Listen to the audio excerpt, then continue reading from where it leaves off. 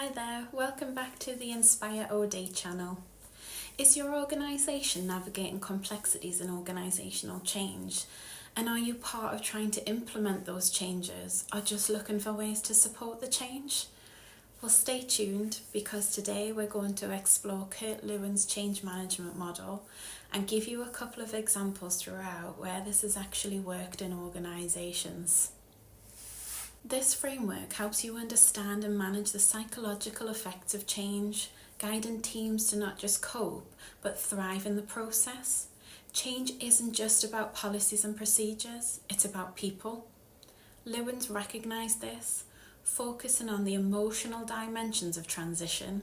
His three-stage model around Unfreeze, Change and Refreeze emphasises shifting individuals' mindsets and behaviours, not just implementing new protocols. Remember, resistance is natural, it's not malicious, and understanding these emotional currents is key to smooth progress. So let's talk about the stages. Stage 1, the unfreezing, and this is the starting point. So imagine your organisation is at that crossroads and a change is needed.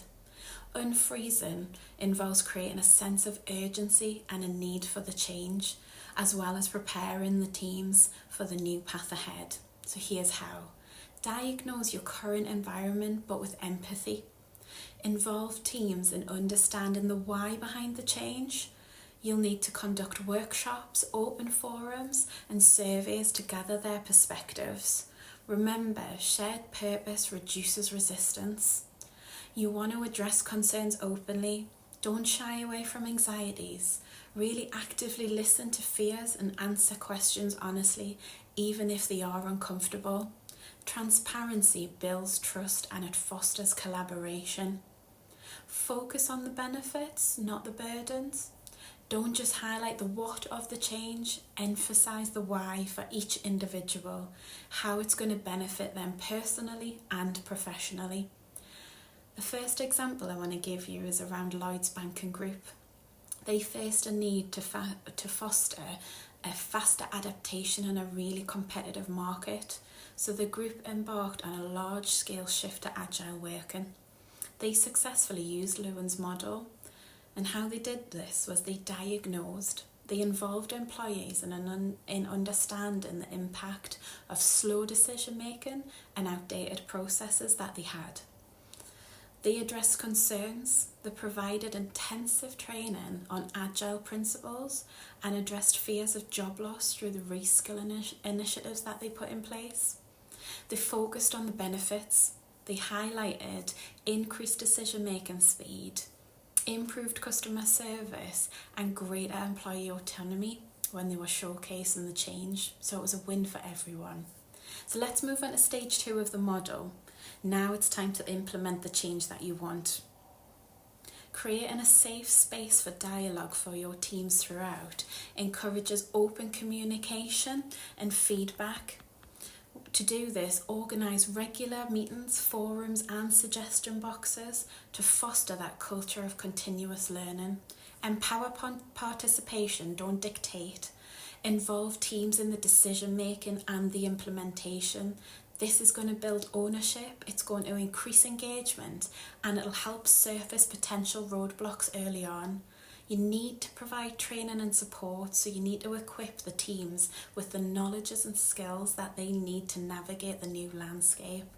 You're going to have to offer comprehensive training, mentorship programs that are really easily accessible. Another example to give you is about Sainsbury's and the implementation of self-service checkouts. They were facing a rise in cost and customer demand for faster services, so Sainsbury's introduced these self-service checkouts. The success hinged on Lewin's model. What they did is they created dedicated employee forums to discuss concerns and provide feedback throughout the whole rollout. They involved shop floor staff in the design and the testing of the checkout systems, which fostered ownership. And they provided training on operating the checkouts. This addressed individual anxieties around the new checkout system and it lessened the anxiety about job losses. So what you'll see today is self-checkout service is very normal now, which is great. So let's look at the final stage of the Lewin's model. Stage 3, embedding the new reality and stabilising the change. Embedding the new behaviours is crucial for lasting change. The final stage aims to solidify the new state and prevent regression. You want to recognise, reward these individuals who are embracing the change and demonstrating those desired behaviours. Publicly announce these achievements and organise celebratory events. Communicate the progress, share data, share testimonials, showcasing the positive impact of the change throughout the organisation and the people. Keep reinforcing the why and celebrate the collective success. Promote continuous learning, offer ongoing training. Don't just assume because you've trained people once it's going to stick. Encourage experimentation and reward innovative solutions to new challenges when people come up with them. Effective change management practices ensure new ways of working becomes the new normal for you and your organisation.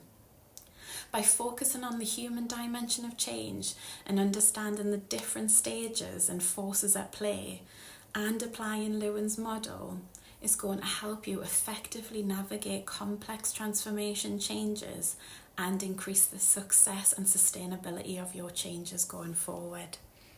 I hope that's been helpful, and tune in again for the next video.